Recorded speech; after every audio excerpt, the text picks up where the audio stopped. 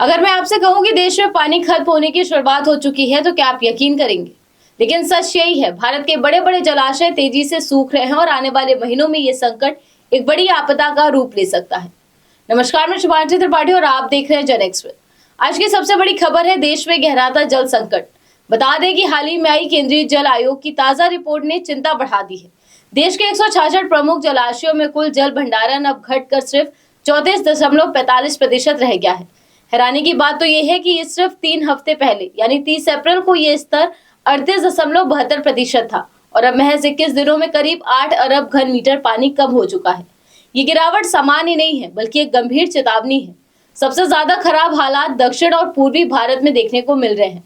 तमिलनाडु का वैगई जलाशय केवल 12% पर आ गया है, अलियार 21% पर है, जबकि केरल का पेरियार बांध 41% तक सिमट गया है।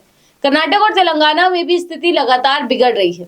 अब अगर उत्तर और मध्य भारत की बात करें तो बिहार का चंदन डैम, महाराष्ट्र का भीमा उज्जैनी और उत्तर प्रदेश का मौदाहा जलाशय पूरी तरह सूख चुके हैं, यानी शून्य स्तर पर पहुंच चुके हैं। उत्तराखंड का टिहरी बांध सिर्फ 20% पर है और मध्य प्रदेश का राजघाट डैम 35% पर पहुंच गया है।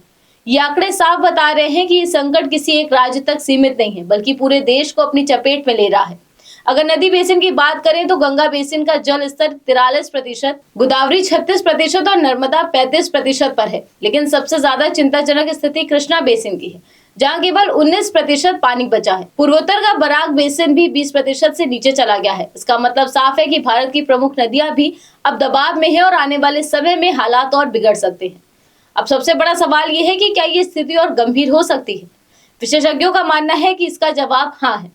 इसके पीछे सबसे बड़ा कारण है अल नीनो, जो प्रशांत महासागर में समुद्री तापमान बढ़ाने की स्थिति है और इसका सीधा असर भारतीय मानसून पर पड़ता है। अगर मानसून कमजोर रहा या समय पर नहीं आया तो देश में पेयजल की भारी कमी हो सकती है, खेती पर गंभीर असर पड़ेगा और जल विद्युत उत्पादन भी प्रभावित होगा।